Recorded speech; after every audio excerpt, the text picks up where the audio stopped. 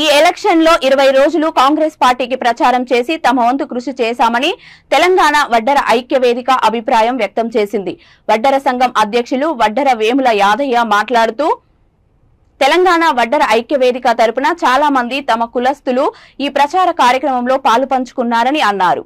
తమ కృషితో అధిక మెజారిటీతో కాంగ్రెస్ పార్టీ గెలుపొందుతుందని, గెలిచిన వెంటనే వడ్డెర కుల బంధువులకు తగిన న్యాయం చేయాలని కోరారు. ఈ కార్యక్రమంలో తెలంగాణ వడ్డెర ఐక్య వేదిక సభ్యులు పాల్గొన్నారు. తెలంగాణ రాష్ట్ర వడ్డెర ఐక్య వేదిక అధ్యక్షుని వేముల యాదయ్య నా పేరు. తర్వాత మేము ఈ యొక్క ప్రచారానికి కాంగ్రెస్ పార్టీకి మద్దతుగా ప్రచారాన్ని తిరిగినాక మా సొంత భావనము సొంత ఖర్చులతో తిరిగినాము. ఈ ఖర్చు పెట్టిన వాళ్ళ పేర్లు మీకు వివరిస్తా. తెలంగాణ రాష్ట్ర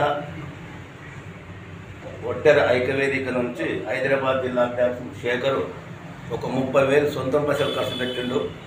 అదేవిధంగా గొలుసుల ఎల్లయ్య ఆయన ఒక 30,000 ఇది ప్రచారానికి కాంగ్రెస్ పార్టీకి మద్దతుగా ప్రచారం చేసేందుకు ఖర్చు మా ఐక్య వేదిక నుంచి ఒక 30,000 గొలుసుల ఎల్లయ్య పెట్టిండు.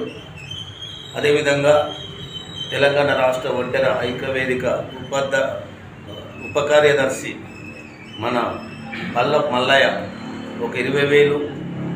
అదేవిధంగా తెలంగాణ రాష్ట్ర వడ్డెర ఐక్య వేదిక ప్రధాన కార్యదర్శి సురేష్ గారు ఒక 30,000. ఇట్లా ఈ విధంగా చేసి మేము 15 రోజులు మా సొంతం పైసలు పెట్టే ప్రచారం చేసినాము. ఎందుకు చేసినామంటే వడ్డెరోళ్ళని దొంగలు అన్నాడు మాగంటి గోపినాథ్. ఆ దొంగకు బుద్ధి చెప్పనేక మా వడ్డెర కులాన్ని అవమానపరుస్తావన్న కక్షతో తిరిగినాము, ఓడిపిస్తున్నాము. అదేవిధంగా మాగంటి గోపినాథ్ ఎన్ని మాయమాటలు చెప్పిండు. డబుల్ బెడ్రూమ్ అన్నాడు, మా వడ్డెరోళ్ళకి ఒకటి ఇయ్యలే మన వడ్డెరోళ్ళు. అదేవిధంగా డీసీ బంద్ అన్నాడు, ఎవరికి రాలే, ఒక ఇద్దరికి వచ్చింది నియోజకవర్గంలోనే. అదే అక్కడ పని చేసుకున్న వాళ్ళకి ఒక కోరిల గ్రౌండ్ చేస్తే ప్రేమన్నాడు. అక్కడ రాయగొట్టడానికి అందరికీ ఉపాధి కల్పిద్దాం, ఎక్కడైనా సరే ఉద్యోగాలు ఇప్పిస్తామన్నాడు. వాళ్ళని నిలువుగా ముంచేసిండు. అక్కడ కూడా అక్కడ గుడి కూడా కట్టిస్తానని చెప్పి మా వడ్డెరోళ్ళతో పునాదులు వేయండి పైసలు, నేను గుడి కట్టిస్తాను, మీకు పిల్లలకైతే ప్రారంభించాను అని కొబ్బరికాయ కొట్టిపించుండు. కౌన్సిలర్తోటి వాళ్ళ పార్టీ ప్రెసిడెంట్తో కొట్టిపించుండు. మేము వేసిన పిల్లలు నిలబెట్టినాం కానీ ఒక్క రూపాయి కూడా వాడు సాయం చేయలే. అదేవిధంగా మాకు అక్కడ కమిటీలు కట్టిస్తున్నాడు, వీడియో ఉంది, అది చేయలే. అందుకే మేము ఓడిస్తానుకో మా సొంత పైసల ఖర్చులతోటే మేము సొంత పైసల ఖర్చుతోటే మేము జూబ్లీహిల్స్ నియోజకవర్గం మొత్తం 6-7 డివిజన్లు ఉన్నాయి. కార్పొరేటర్ డివిజన్లు 7 డివిజన్లు కూడా తిరిగినాం.